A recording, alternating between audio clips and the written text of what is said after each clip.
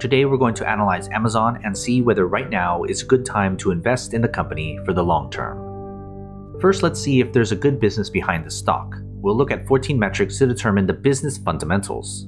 The first set of metrics deal with the company's financial health, with its projected earnings growth for the next 5 years, its profit margins, its effectiveness, which looks at the company's returns on equity, assets, and invested capital, and then the employee value, which looks how much value the average employee adds to the business.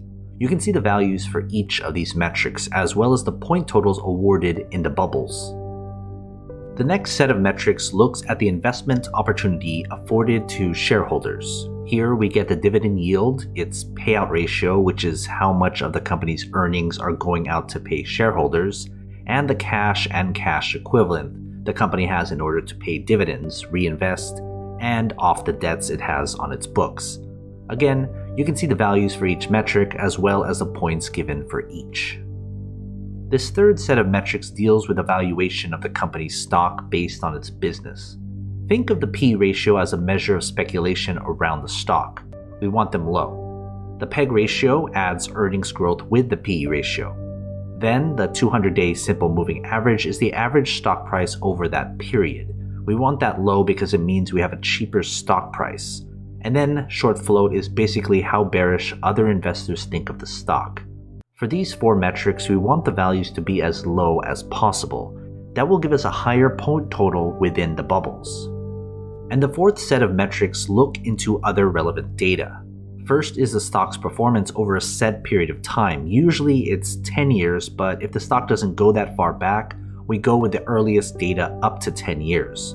The quick ratio is basically how easy it is for the business to pay off its short-term obligations. We want that high so that it's easy to get rid of those debts. And then Wall Street is the average consensus rating Wall Street analysts give the stock, from a strong buy of 1 to a strong sell of 5. Again, the better values get a higher point total. Adding everything together, we divide the points awarded by the maximum points possible, which is 70. That gives us the business grade for the company. We want the business grade to be above 50, meaning it has a better than average business.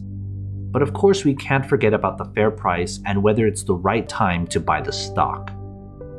I use a discounted cash flow model taking into account a 10% margin of safety.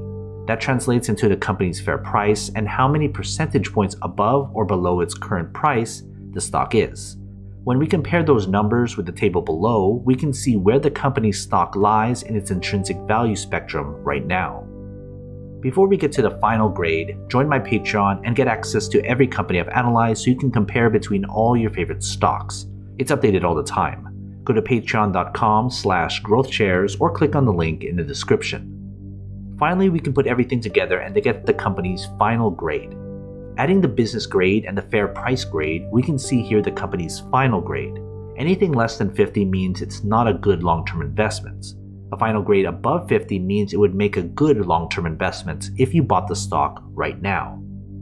So what are your thoughts? Are you going to invest? If you do, invest wisely, and as always, take care of your money.